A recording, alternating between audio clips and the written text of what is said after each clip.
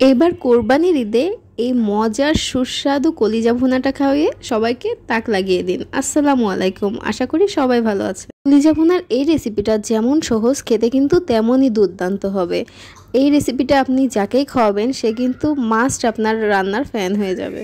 প্রথমে কলিজাগুলো শেপে কেটে নিয়েছি, এরপর দিয়ে দেব গরম পানি। গরম পানি আমি এইভাবে দিচ্ছি কারণ আপনারা যখন এই কলিজাটা সিদ্ধ করবেন তখন কিন্তু কলিজা শক্ত হয়ে যায়, এর জন্যই আমি সিদ্ধ করব না। এভাবে যদি আমরা গরম পানির ভিতরে 10 মিনিট ভিজিয়ে রাখি তাহলে কিন্তু সব রকম রক্ত ময়লা বের হয়ে যাবে।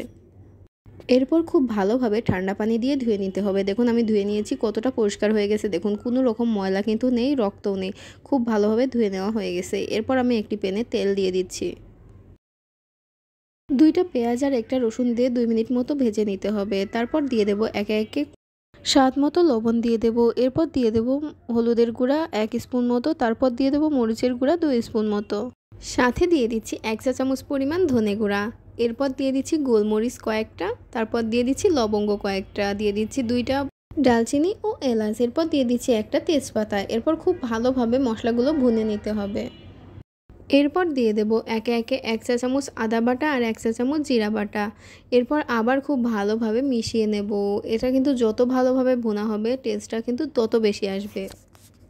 দেখা যায় অনেকেই কলিজা রান্না করলে কলিজাটা সফট হয় না, অনেকটা শক্ত শক্ত বা রাবারি টাইপসের হয়। বাট আমি যেভাবে আপনাদের শেয়ার করছি এই রেসিপিটা, একবার বাসায় ট্রাই করলে বুঝবেন যে কলিজা কতটা সফট আর ইয়ামি লাগে। একদম রেস্টুরেন্টের থেকেও বেশি টেস্টি লাগবে, ট্রাস্ট মি। এইবার কুরবানির ঈদে আমার রেসিপিটা মাস্ট আপনারা ফলো করবেন, তাহলে আপনারা আউটকাম অসাধারণ পাবেন। 2টা শুকনো মরিচ আমি চিড়ে দিয়ে দিয়েছি। তারপর কলিজাটা দিয়ে খুব ভালোভাবে ভুনে নিতে হবে। এটা কিন্তু একটু টাইম নিয়ে ভুনতে হবে, তাহলে কলিজাটার ভিতরে সব রকম মশলা কিন্তু চলে যাবে। আমার চ্যানেলটা কিন্তু একদমই নতুন, তো আপনারা সবাই ভালোবাসা দেবেন।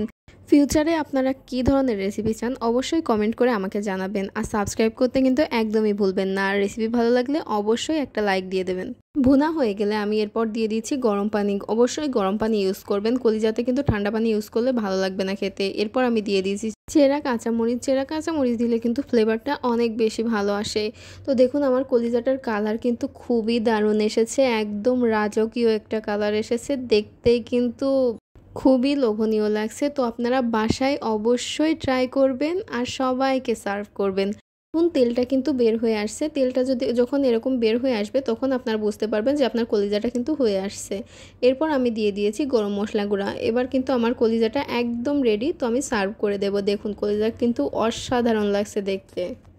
তো আজকের মতো এ পর্যন্তই, সবাই ভালো থাকবেন। এখনও যারা সাবস্ক্রাইব করেননি অবশ্যই সাবস্ক্রাইব করে পাশে থাকা বেল আইকনটি অন করে দেবেন। আল্লাহ হাফেজ।